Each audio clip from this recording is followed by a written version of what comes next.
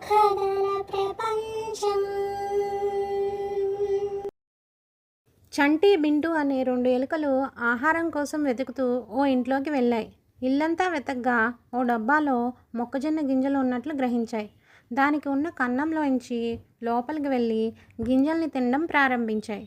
కాసేపటికి చంటి, అమ్మయ్య, ఈ రోజుకి ఆకలి తీరింది కదా, ఇక వెళ్దాం అని బింటుతో అంది. ఇంతకు ముందు మనం తిండి దొరక్క ఎంత ఇబ్బంది పడ్డాం, ఇప్పుడేమో వెళ్ళిపోదాం అంటున్నావు. నేను ఇంకా తింటాను, ఇప్పుడే రాను, నువ్వు వెళ్తే వెళ్ళు అంది బింటు.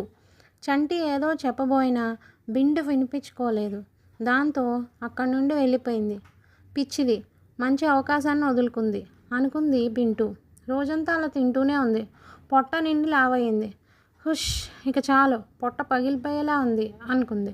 డబ్బాలోంచి బయటకు వద్దామనుకుంటే ఆ కన్నంలోంచి తల మాత్రమే బయటకు వచ్చింది. పోనీ దాన్ని పెద్దది చేద్దామంటే అది ఇనుప డబ్బా. దాంతో తిన్నది అరిగే వరకు అందులోనే ఉండక తప్పని పరిస్థితి. కానీ ఈలోగా ఇంట్లో వాళ్ళు వచ్చి ఎక్కడ తనను గుర్తిస్తారో అని ప్రాణభయంతో గడిపింది. భయపడినట్లుగానే కాసేపటికి ఆ ఇంటావిడ వచ్చి డబ్బాని తెరిచింది. మామూలుగా అయితే బింటు తుర్రున పారిపోయేదే, కానీ బాగా తినడంతో వేగంగా కదలలేకపోయింది. దీంతో ఆమె చీపురుతో చావు బాధింది. చక్కగా చంటి చెప్పినట్టు విని వెళ్ళిపోతే బాగుండు, అయినా చేతులు కాలాక ఆకులు పట్టుకుని ఏం లాభం అనుకుంటూ బింటు ప్రాణాలు విడిచింది. Thank you for watching the video.